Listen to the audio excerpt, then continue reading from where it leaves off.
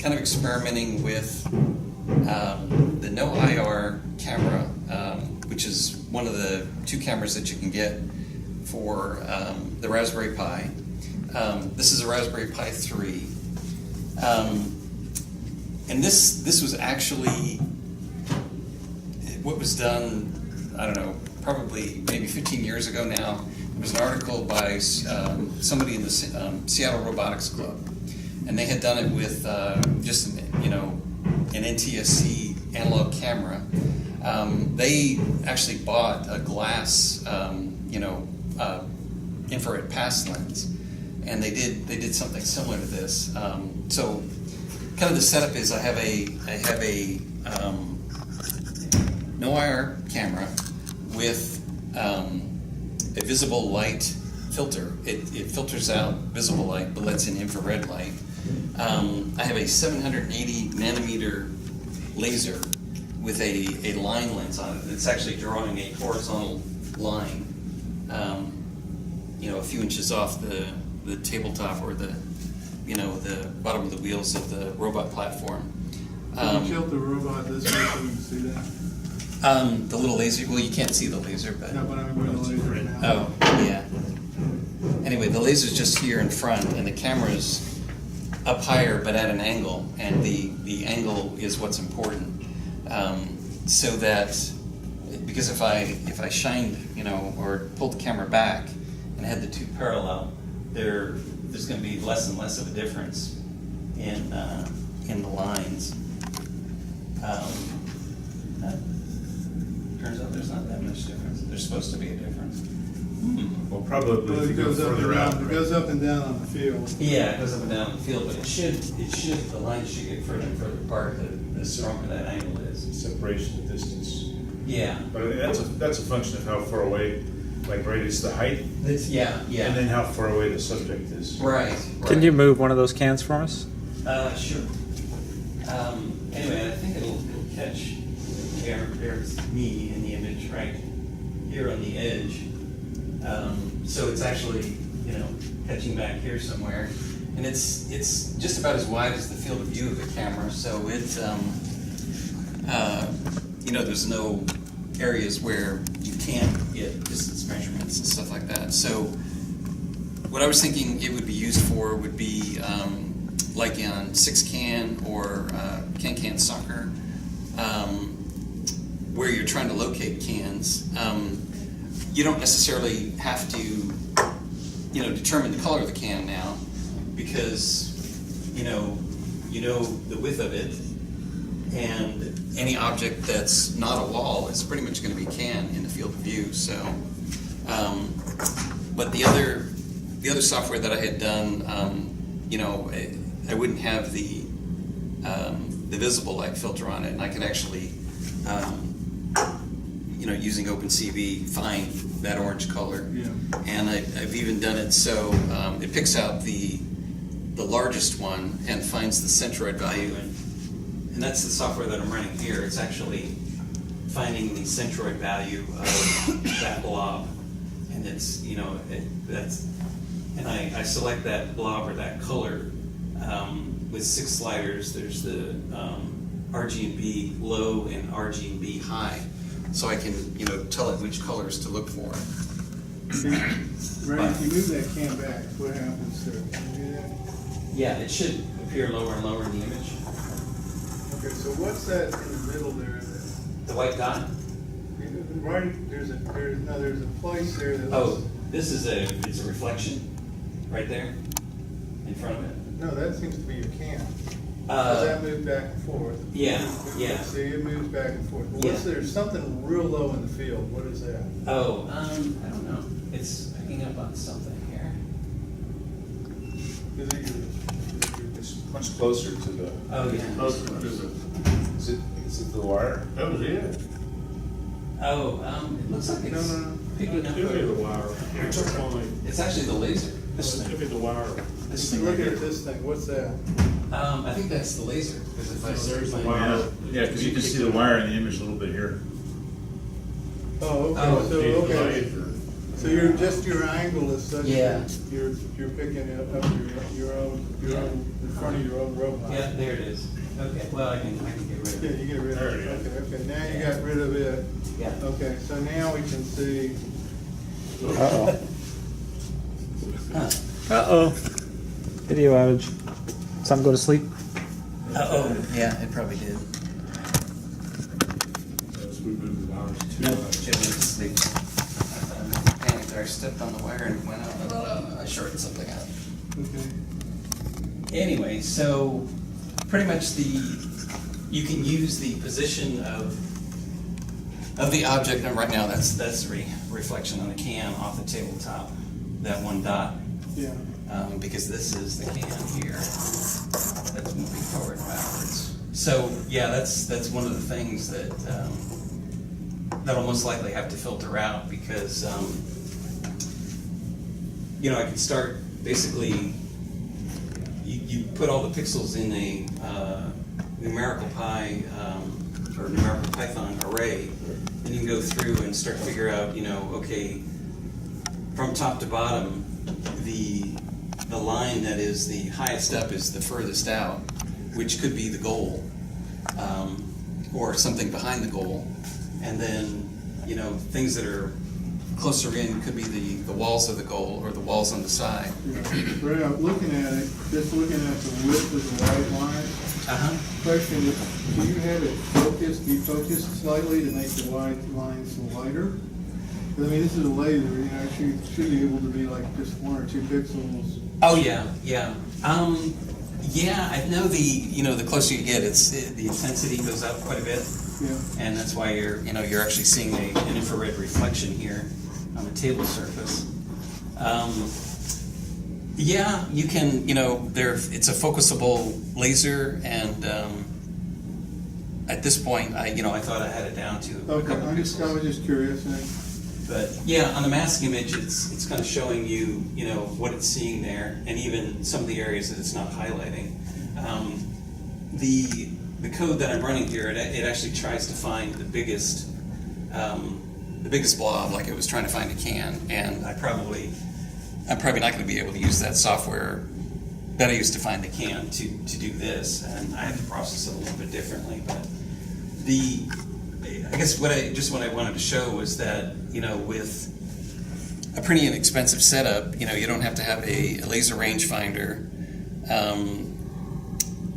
Okay, I'm using Raspberry Pi 3, the laser, the camera, and all that stuff. Probably cost about as much as a Pixie Can.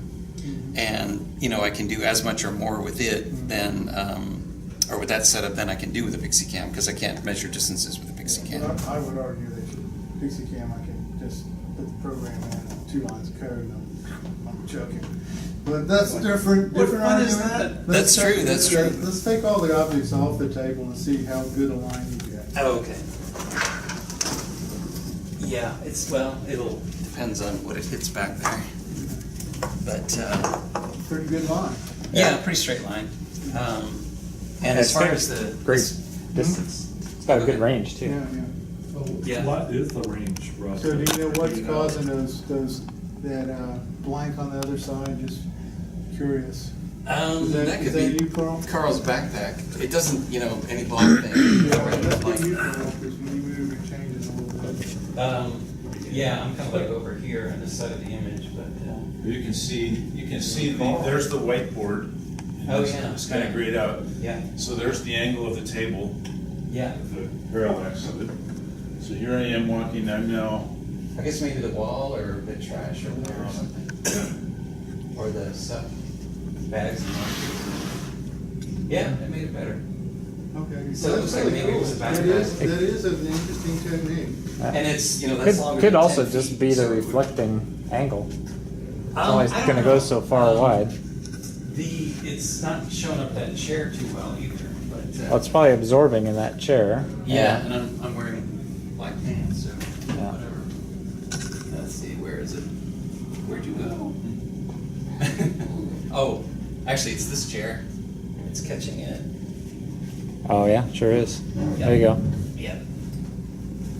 So it's probably these other 2 chairs that Carl's feet were on and he was sitting in. That's what it's hitting and absorbing off of. Yeah. There's something on that board when you walk in Definitely front not of it. Right there. Oh, there I am. I'm on the other side of the image right here. Yeah. Okay. It doesn't So that's me, and that's Carl over there, moving around.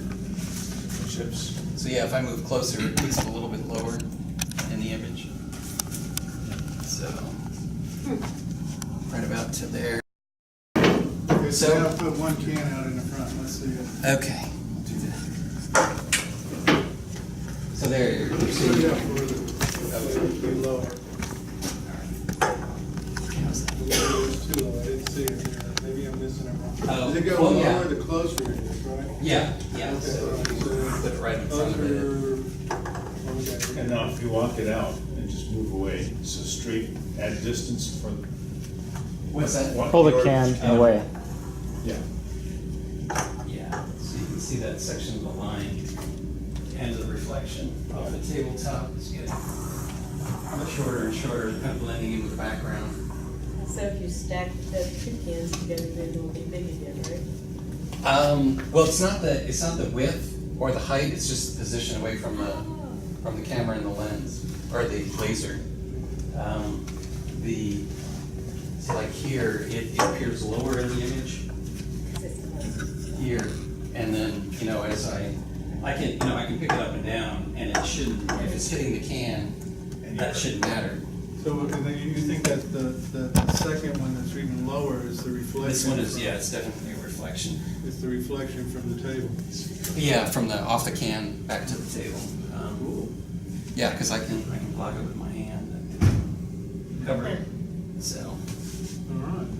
but so the laser was like $12. It's How powerful is it? that's a 20 milliwatt. You can get more powerful So ones. you wouldn't really want it. It's all going around like, oh, what the heck? Yeah, because you can't see it. It's there, but you can't see it. Anyway, so I thought that's a pretty usable scheme. I mean, that's longer than 10 feet, and you can see, it's hitting. Even if you had the goal, I don't know if that's 10 feet, but That's the way we can do it. oh, hit from there to there is 10 feet, I think. Put your can down, let's see what happens. Yeah, you can see it moving around a little bit. Yeah, that's gonna be hard to detect. But you don't Yeah. usually care about something that's 10 feet away anyway. That's right. Yeah, you're more concerned with The only things. one you would be concerned would be your goal. Yeah, and I think with 10 feet, kind of depends on what's outside the goal. Either it's going to get absorbed, say if it's dark, or if it's very irregular. But you're still going to see the walls of the goal. So it's either going to be very high up in the image, or just not. You're not going to see it at all. So, but I think you'll still see the walls. And what's kind of nice about that is the frame rate. With the LiDAR light scanning it, it took about a second to scan 180 degrees. This is doing it at close to 30 frames per second. So there's not going to be any significant delay in position information of things. So what I was trying to do, and I haven't done it yet, is use the Raspberry Pi Zero, which I was telling Doug earlier you can get for $1 now at Micro Center, and this is a $5 webcam. So you'd have $6. You'd also need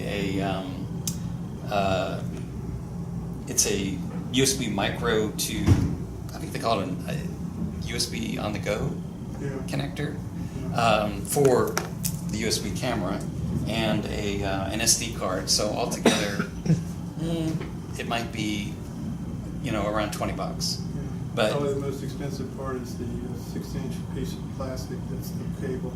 oh, that's true. I forgot about the cable. Yeah, that might add a little bit more to it. But yeah, those are like $7 or $8. So for pretty low investment, you can either have a replacement for the Pixie Can, and or some sort of distance measurement device. So I thought with the combination of the two. Have you considered using, just because it would give you some references, go ahead and use a cross? Oh, Yeah. across? No. I thought, the line was really, adequate. The cross, I can't filter out the vertical line, and Oh, I see what you're saying. It It's a doesn't- lot easier to pick up the string of low pixels without having to worry about a cross. yeah. Yeah. And they do have other lenses, and I've got them. One of them, it's a circle. But the issue with that, though, is,